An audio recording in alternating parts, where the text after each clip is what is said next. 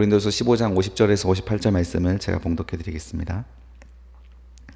형제들아, 내가 이것을 말하노니 혈과 육은 하나님 나라를 이어받을 수 없고 또한 썩는 것은 썩지 아니한 것을 유업으로 받지 못하느니라. 보라, 내가 너희에게 비밀을 말하노니 우리가 다 잠잘 것이 아니요 마지막 나팔에 순식간에 호련히 다 변화되리니 나팔 소리가 나매 죽은 자들이 썩지 아니할 것으로 다시 살아나고 우리도 변화되리라. 이 썩을 것이 반드시 썩지 아니할 것을 입겠고 이 죽을 것이 죽지 아니함을 입으리로다. 이 썩을 것이 썩지 아니함을 입고 이 죽을 것이 죽지 아니함을 입을 때에는 사망을 삼키고 이기리라고 기록된 말씀이 이루어지리이다. 사망아, 너의 승리가 어디 있느냐? 사망아, 내가 쏘는 것이 어디 있느냐? 사망에 쏘는 것은 죄요 죄의 권능은 율법이라. 우리 주 예수 그리스도로 말미암아 우리에게 승리를 주시는 하나님께 감사하노니 그러므로 내 사랑하는 형제들아, 견실하며 흔들리지 말고 항상 주의 일에 더욱 힘쓰는 자들이 되라. 이는 너희 수고가 주 안에서 헛되지 않은 줄 알미라. 아멘. 부활로 인하여 수고가 헛되지 않습니다. 부활로 인하여 수고가 헛되지 않습니다라는 제목으로 우리 함께 말씀 나눠봅시다. 어제 제가 장례식에 갔다 왔습니다. 다 크리스천 집안이거든요. 예수를 믿는 집안인데 참 얼굴이 다 이렇게 어둡지는 않았습니다. 참 이야기 속에서 아버지와 어떻게 마지막 작별했는지도 이야기 들었는데 참 마음에 감동도 되고 참 맞아, 이게 우리 성도의 삶이지라는 생각도 많이 들고, 우리는 부활을 믿기 때문에, 이 잠시 잠깐의 이별을 믿기 때문에 이렇게 우리는 죽음을 최후의 이별로 생각하지 않습니다. 하나님 말씀 앞에서 또 우리는 이 말씀을 기억하기 때문에 우리는 하루하루를 살아갈 때 정말 죽음이라고 하는 것들이 전혀 다른 의미로서 우리에게 다가오게 된다라는 것이죠. 그렇지 않은 사람들에게 죽음은 절망이고 끝입니다. 죽음으로 인하여서 인간이 절대 피해갈 수 없는 깊은 어둠과 같은 거죠. 죽음으로 인하여 인간은 마지막이라는 생각을 늘 가지고 있고 절대 피해갈 수 없는 깊은 어둠 속에 갇혀서 인간은 모든 것들을 마무리해야 되는 시간이 죽음인 것입니다. 사실 인간에게 죽음이 생긴 것은 아담과 하와 이후에 생긴 것이었습니다. 태초에 천지를 창조하셨을 때, 인간을 만들 때에는 죽음이라는 것이 없었어요. 죽음을 걱정할 필요가 없었고 영원한 이별이라는 것에 대해서 상상할 생각이 없었습니다. 그러나 이들이 죄를 범하고 나서부터 인간에게 죽음이 들어오기 시작을 했고, 이 죽음은 인간에게 피할 수 없는 운명이 되었습니다. 예수를 믿는 사람이든 여호와의 이름을 부르는 사람이든 아니든 다 죽음은 겪게 되는 것이죠. 이것이 바로 첫 번째 사망이라고 부릅니다. 그러나 예수께서 분명히 말씀하시는 것, 성경에서 말씀하시는 것은 두 번째 사망이 있다라는 거예요. 그건 바로 백보자 심판이라고 했죠. 요한계시록 마지막에 보면 예수께서 재림하시고 나서 그때 천국과 지옥으로 나눠지는 심판이 있게 되는데, 그 심판이 우리 성도에게는 가장 중요한 거죠. 첫 번째 사망은 예수님께서 재림하기 전에 우리가 재림하지 않는다면 우리가 반드시 겪어내야 될 과정입니다. 잠깐 지나가게 될 어둠이죠. 병치레로 돌아가시는 분들 같은 경우에는 그 순간이 많이 고통스럽기도 할 테고, 각자의 죽음의 순간은 다르게 다가오겠지만 정말 마지막 심장이 멈추는 순간, 그 잠깐의 시간을 넘어가는 그 어둠만 지나가면 우리는 그 다음에 눈을 떠서 무언가를 마주하게 된다라는 겁니다. 그게 바로 이제 심판 때라는 것이죠. 우리는 여기를 믿습니다. 그래서 예수를 믿고 예수의 제자다운 삶을 살아가고 죄를 해결한 삶을 살아가는 사람들에게 허락되는 영생의 나라, 영원한 나라, 이 나라가 우리에게 더 중요한 것이기 때문에 오늘 이 땅에서 부활을 가지고 살아가는 사람들은 여러분 온도가 다를 수밖에 없는 거죠. 생각이 다를 수밖에 없는 겁니다. 우리들의 목적이 다를 수밖에 없는 거예요. 죽음을 피하기 위한 인생이 절대 아닙니다. 여기가 우리 기독교의 가장 큰 힘이었습니다. 그러니까 세상 어떤 것으로도 다 이들의 신앙을 꺾어낼 수가 없는 거죠. 잔인한 고문으로 위협을 해도 꺾어낼 수가 없는 겁니다. 이 초대교회 성도님들은 영생을 믿었으니까요. 부활을 믿었으니까요. 여러분 부활하십니다. 이 시간이 마지막이 아니에요. 이 눈에 보이는 현실이 마지막이 결코 아니라는 겁니다. 그 다음이 반드시 있다는 것을 우리는 기억하셔서 오늘 다시 한번 마지막으로 바울이 어떤 말씀으로 이 부활을 정리하는지를 우리 한번 말씀 통해 살펴봅시다. 형제들아, 내가 이것을 말하노니 혈과 육은 하나님 나라를 이어받을 수 없고 또한 썩는 것은 썩지 않은 것을 유업으로 받지 못한다. 형제들아, 내가 이것을 말하노니 혈과 육은 무엇을 이어받을 수 없습니까? 하나님 나라를 이어받을 수가 없다. 또 썩는 것은 썩지 않은 것을 유업으로 받지 못한다. 당연한 순리를 말하는 거예요. 혈과 육은 그 자체로는 하나님 나라와 상관이 없습니다. 우리가 아담과 하와가 범죄하고 나서부터 하나님과 단절이 되어 이제 이 죄를 해결하지 않고 있는 혈과 육은 하나님 나라와 상관이 없어요. 그래서 이 세상에서 그냥 살아가는 사람들은 하나님 나라의 소망이 없는 거예요. 그러니까 두려울 수밖에 없는 거죠. 죽음이 끝이니까요. 그러니까 세상에서 우리 먼저 죽은 조상들을 위하여 우리는 제사도 드리고 하는 것이 뭡니까? 혼이 있어서 떠돌아다닐 거라고 믿고 있는 거잖아요. 떠돌아다니는데 우리가 제사를 드리면 제사상에서 그 음식을 먹으라고 제사를 드리는 거 아닙니까? 하나님 나라 영생 가운데 예수와 함께하고 있는 그 나라를 이해를 못하니까, 본래 우리가 들어가야 할 본래 땅을 우리가 이해를 못하니까 자꾸 그렇게 해석을 하게 되는 거죠. 혈과 육은 하나님 나라를 이어받을 수 없습니다. 또 썩는 것은 썩지 않은 것을 유업으로 받을 수가 없어요. 이 땅에 우리가 만들어낸 모든 것들은 다 썩는 겁니다. 우리 육신도 썩어요. 그리고 우리가 만드는 음식이든 여러분 이 세상의 문화든 과학이든 언젠가 다 썩어 없어질 것들입니다. 인간이 자랑하는 모든 것들은 다 썩어 없어질 것들이에요.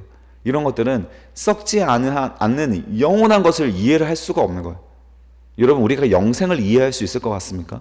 하루 24시간 1년 365일 그리고 여러분 한정되어 있는 공간, 이것을 이 안에서 우리가 살아가고 있을 때 우리가 영생을 이해할 수 있겠습니까? 죽지 않는 영원한 시간 생각해 보십시오.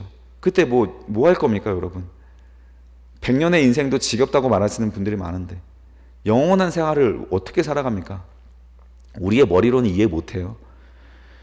그래서 썩지 않을 것은 썩을 것을 유업받을 수가 없다는 거예요.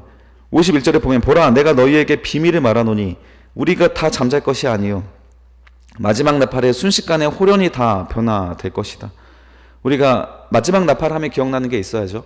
우리가 7번째 나팔 때 믿는 성도들은 휴거가 된다고 했잖아요. 여기 바울도 그렇게 말하고 있습니다.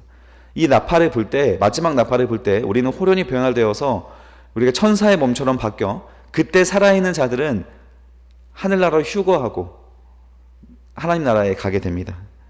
완전한 것으로 변화가 되게 되죠. 그리고 52절에 보면 나팔 소리가 나며 죽은 자들이 썩지 아니할 것으로 다시 살아나고 우리도 변화되리라. 그래서 이때 휴거가 일어나고 죽은 자들은 이때 부활을 한다고 바울은 말하고 있고 부활을 하기도 하고, 그래서 우리가 어쨌든 예수 그리스도를 만나서 영접하게 되는 그 순간이 있다라는 것이죠. 그래서 여러분, 우리가 화장을 한동안은 무서워하시는 분들 많았습니다. 우리가 이 썩지 않은 몸으로 다시 부활을 해야 되는데, 육신이 부활을 해야 되는데 화장을 해버리면 어떻게 합니까? 걱정하지 마십시오. 하나님이 그 정도의 어떤 준비도 안 해놓고 있습니까? 우리가 마지막 날에 예수께서 오시는 날에 다 우리가 호련히 부활하여서 하나님 앞에 만나게 되는 거예요. 53절에 보면 이 썩을 것이 반드시 썩지 아니할 것을 입겠고 이 죽을 것이 죽지 아니할 것을 입으리로다. 이 죽을 것이 죽지 아니함을 입을 때에는 사망을 삼키고 이기리라고 기록된 말씀이 이루어지리이다. 이 썩을 것이 썩지 아니함을 입을 때에, 완전한 부활의 몸을 우리가 입을 때에는 어떻게 됩니까? 사망을 삼키고 이기리라고 기록된 말씀이 이루어지리다. 더 이상 우리에게 사망이 없어지는 것입니다. 영원한 절망이 없어지는 거예요. 사망이라고 하는 어쩔 수 없는 운명에 갇혀 사는 그 운명으로부터 벗어난 새로운 몸을 입고 하나님을 우리가 마주하게 되는 것입니다. 55절, 사망아 너의 승리가 어디 있느냐? 사망아 내가 쏘는 것이 어디에 있느냐? 여기서 사망이라고 하는 것을 인격화시켜서 말을 하죠. 사망이 쏘는 것은 무엇입니까? 독침이죠, 독침. 여기서 다른 성경을 보면 사망아 너의 독침이 어디 있느냐, 쏘는 것이 어디 있느냐, 이렇게 말을 하고 있습니다. 우리를 완전히 멸망시킬, 완전히 없는 존재로 만들어버릴 그 사망이 사라지게 되는 거예요. 우리에게 실패와 끝으로 찾아오게 될 그 사망이 더 이상 의미가 없어지게 되는 것이, 사망은 지금 사탄이 권세 잡고 있지 않습니까? 이 사망을 인간에게 위협하는 것으로 늘 사용을 합니다. 인간에게 죽음으로 위협을 하잖아요. 멸망으로 위협을 하는 이 죽음이, 사탄이 더 이상 이것으로 우리를 주장할 수가 없게 되는 거예요. 죽음 자체가 우리에게 무의미하게 되는 상태가 그때가 된다라는 것이죠. 그런데 이런 부활을 우리가 지금 믿고 있으면 이 말씀이 지금 적용된다라는 거예요. 사망이 우리를 쏠 수가 없는 거예요. 위협할 수가 없는 겁니다. 그러니까 세상은 감당할 수 없는 믿음을 우리가 보여내며 살아갈 수가 있는 것이고, 단순한 도덕률이 아니라 초도덕률이죠. 세상 앞에 그 누구보다 감동적인 정직을 보여낼 수가 있는 거예요. 이 정직함으로 우리는 그 절대적인 손해를 볼 수밖에 없음에도 불구하고 정직한 거예요. 제가 우리 왕의 제정을 하는 김미지 간사님의 간증을 들었다고 말씀 나눈 친구들도 있지 않습니까? 그분은 약을 만드는 제조회사를 하고 계시는데, 어떤 의약품에 들어가는 그 성분이 보통 다른 회사들은 1%가 안 되는 성분으로 들어갑니다. 굉장히 비싼 재료이기 때문에. 그래야 마진이 나는다고 해요. 그런데 이분은 17%를 거기다 포함을 시킨다고 하죠. 그래야 이 약이라고 효과가 있다라고 합니다. 다른 경쟁사들은 전부 다 이 조그만 성분을 넣기 때문에, 그래 놓고는 이 약이 효능이 있는 것처럼 과대 포장을 하고 있는 거예요. 근데 이 김미지 간사님은 정직하게 해야 된다. 그래서 이것으로 손해가 막심하게 되더라도 전체 운영비랑 생각하면 이 약을 어느 정도 넘게 굉장한 많은 양을 팔아야만 좀 그나마 유지가 될 수 있을 만큼의 마진율이었다고 합니다. 그럼에도 불구하고 정직하게 이 약의 효능을 발휘하려면 그 17% 정도가 들어가야 되니까 이 약을 그렇게 만들었다고 합니다. 그랬더니 이 정직하게 이걸 했더니 그들을 이제 국가에서 정식 의료 약으로 제정을 했다고 하죠. 그래서 병원에서 그 약을 사용하기 시작하면서 전 세계로 수출되기 시작을 하고, 그러면서 엄청난 수익을 얻었다고 합니다. 이게 바로 성도의 정직함이잖아요. 이건 정말 사소한 기본적인 이해 중에 하나고요. 성도가 정직하여서 하나님의 보호하심을 받는 얘기는 이 성경 전반적인 내용이에요. 이삭은 어떻습니까? 자기는 정직하게 우물을 팠음에도 불구하고 블레셋 사람들이 그 자기 거라 주장하면 그냥 다 내어주고 한 4번이나 다 내어주고 나서도 또 하나님께서 허락하니까 그때 가서 사람들이 이 이삭과 계약을 맺으려고 하고, 성도는 무식할 만큼 정직하게, 무식할 만큼 오른뺨을 맞아도 왼뺨을 돌려내는 그런 사랑으로 세상 사람들한테 도저히 이해할 수 없는 도덕률을 보여내는 것이 바로 성도예요. 요만큼의 흠도 없어야 되는 거예요. 요만큼의 흠. 사소한 것 가지고 교회가 너무 쪼잔하게 구면 안 됩니다. 우리 교회가 어떤 것을 자꾸 세상 사람들한테 불편함을 끼치고 있는지를 우리는 잘 살펴봐야겠죠. 이것이 바로 부활을 우리가 믿을 때 일어나는 현상이라는 거예요. 우리가 손해보는 것을 두려워하지 않게 되는 겁니다. 정직해서 또 예수 그리스도를 믿음으로써 어떤 일을 하든지 세상 사람들과 남다른 모습을 보여낼 수 있는 우리들의 행동은 전부 다 부활 때문이라는 거예요. 부활 때문. 사망이 우리를 주장하지 못하니까요. 여러분의 오늘 삶의 자리에서 무엇으로 세상 사람들에게 감동을 보일 겁니까? 그것이 바로 여러분이 부활을 믿는 정도만큼 가능한 거예요. 부활을 믿기 때문에 자존심도 내려놓을 수가 있는 겁니다. 부활을 믿기 때문에 인격 모독을 참아낼 수가 있는 거예요. 부활을 믿기 때문에 오늘의 하루의 고통을 감사와 기쁨으로 승화시킬 수 있는 겁니다. 왜 이 일을 해야 되는지 모르고 그냥 죽지 못해 해야 되는 오늘 하루가 부활을 믿기 때문에 예수와 함께하는 전혀 다른 공간이 되는 거예요. 여러분, 이 기적이 부활을 믿는 그 믿음에서부터 시작되는 기적입니다. 55절, 여러분 날마다 선포하십시오. 사망아, 너의 쏘는 것이 어디 있느냐? 더 이상 사망이 여러분들에게 위협이 되지 않을 수 있을 줄 믿습니다. 예수를 믿을 때, 예수의 부활을 믿을 때 가능해지는 거죠. 56절 보십시오. 사망이 쏘는 것은 죄요, 죄의 권능은 율법이라. 사망이 쏘는 것은 죄 때문에 쏘는 거예요. 죄가 있기 때문에 사망이 두려워지는 거예요. 왜냐하면 우리는 본능적으로 지옥을 알고 있습니다. 사실 여러분, 어떤 택시기사에게 예수 믿으라고 전도했습니다. 그랬더니 자기는 천국 지옥 이런 거 안 믿는데요. 그랬더니 나가면서 그래요? 그럼 천국 안 믿으시면 지옥 잘 가십시오 라고 했더니 화를 내는 거예요. 아니 천국과 지옥 안 믿는다면서요. 근데 지옥 잘 가라고 하니까 화를 내는 거예요. 이건 뭡니까? 그래도 뭐 이런 저주 같아서 싫다라는 거예요. 우리는 본능적으로 여러분 천국과 지옥을 알고 있는 거예요. 이 천국과 지옥이라고 하는 이 사상이 사실 우리가 불교에서도 있는 거 아시죠? 결국 인간의 종교적인 본성이 어디서부터 비롯되는 거겠습니까? 인간의 무의식으로부터 비롯되는 거잖아요. 세상 종교에서 이 천국과 지옥이 존재하는 거 보면 인간은 본능적으로 지옥이라고 하는 깊은 수월의 공간, 끝도 없는 어떤 어둠의 공간, 고통받는 공간에 대해서 인간은 의식을 하고 있습니다. 본능적으로. 그런데 이렇게 본능적으로 의식을 하고 있는 그 지옥이라고 하는 곳이 결국 죄 때문에 가는 곳이다라고 하는 것도 인간은 본능적으로 알고 있어요. 그래서 사망은 우리를 죄를 통해 위협하면서 죽음으로 위협을 하는 것이죠. 그런데 이 죄는 또 어디에 근거하냐? 바로 율법에 근거합니다. 율법이 있어야 죄가 존재하잖아요. 하나님께서 정해주신 기준이 있어야 그 기준으로부터 지옥이냐 천국이냐가 결정되는 것인데 그것이 바로 율법입니다.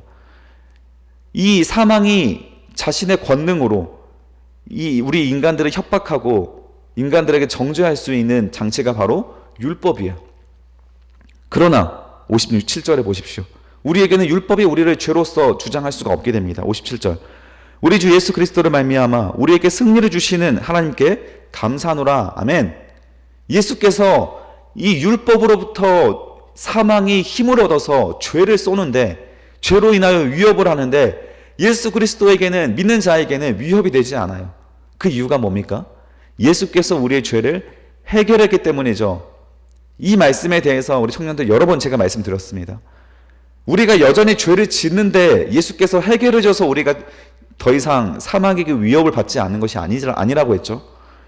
예수를 믿는 자에게는 결코 정죄함이 없다라고 했죠. 그 이유가 예수를 믿는 자에게는 죄를 안 짓게 된다라는 거예요. 율법이 우리 안에서 이루어지는 거예요. 왜냐하면 예수를 통해 우리가 하나님을 사랑하게 되니까.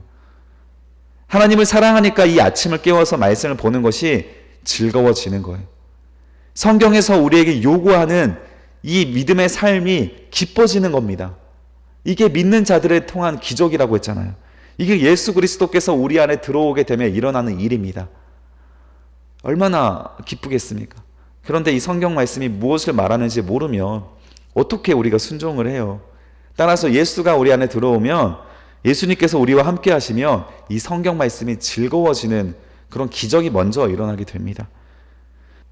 58절. 그러므로 내 사랑하는 형제들아 견실하며 흔들리지 말고 항상 주의 일에 더욱 힘쓰는 자들이 되라. 이는 너희 수고가 주 안에서 헛되지 않은 줄 알미라. 이게 바로 부활의 결론입니다. 부활을 믿는 자, 예수를 믿는 자는 사망으로 인하여 흔들리지 않은 자들이기에 견실하고 좌로나 의로나 흔들리지 않을 수가 있는 거예요. 항상 주의 일에 더욱 힘쓰는 자들이 될 수가 있는 겁니다. 나의 일에 힘씁니까? 아니요. 주님의 일에 힘쓸 수 있는 거예요. 주님의 일이 뭡니까? 이웃 사랑이잖아요. 하나님을 위하여서 거룩하게 살아가는 거, 정직하게 살아가는 거잖아요. 오늘 하루를 주님과 동행하며 감사하며 사는 거잖아요. 이게 주의 일입니다. 뭐 거창한 게 뭐가 있습니까? 지난 시간에 말했듯이 여러분들이 뿌릴 수 있는 일이에요. 여러분들이 지금 각각 처한 처지에서 여러분들이 할 수 있는 것으로 주님의 일을 하는 겁니다. 그게 부활을 준비하는 사람의 삶입니다. 이는 너희의 수고가 주 안에서 헛되지 않기 때문에. 오늘 하루 어떤 직업 가운데 여러분 함께 합니까? 사직서를 늘 마음에 품고 살고 계십니까? 그렇게 불행하게 살지 마십시오. 물론 이직해도 좋습니다. 그것도 얼마든지 하나님과 동행하며 기쁘게 할 수 있어요. 하지만 오늘 하루를 불행으로 낭비하지 마십시오. 주님과 동행하며 여러분 담대해지시고 행복해지시길 바랍니다. 부활을 믿는 자에게 예수를 떠나서 죄를 짓는 것 외에 다른 것으로 우리에게 절망을 줄 수 있는 것은 아무것도 없습니다. 예수를 믿는 자에게 이 세상에 없는 것으로 우리에게 불행을 줄 수가 없는 겁니다. 그게 바로 성도의, 부활한 성도의 가장 큰 힘일 줄 믿습니다. 여러분 오늘 부활하실 분으로서 담대하게 예수와 동행하며 살아갈 수 있는 거룩한 하루가 되시기를 주님의 이름으로 축복합니다. 기도하겠습니다. 살아계신 아버지 하나님 감사합니다. 오늘 하루 우리에게 주신 하나님 말씀이 우리에게 얼마나 귀한지 모릅니다. 사망이 우리를 주장할 수 없기에 우리는 견실하여 흔들리지 않고 주의 일에 더욱 힘쓰며 이 수고가 주님 안에서 헛되지 않은 것을 믿음으로 오늘 하루를 기쁘게 살아갈 수 있다는 것을 배웠사오니 주님, 부활한 자로서 죄를 짓지 않고 정직하고 그 세상 누구보다 어떠한 흠도 드러내지 않은 존경받는 하루를 살아갈 수 있게 도와주시옵소서. 감히 따라올 수도 없는 사랑을 보일 수 있는 우리의 사랑이 원수의 사랑이 될 수 있도록 하나님 도와주시옵소서. 우리의 마음과 생각을 지켜주시고 믿음을 더하여 주시고 이 부활이 피부로 느껴지는 예수 그리스도와 동행하는 삶이 될 수 있도록 도와주시옵소서. 감사드리며 예수님의 이름으로 기도드립니다. 아멘.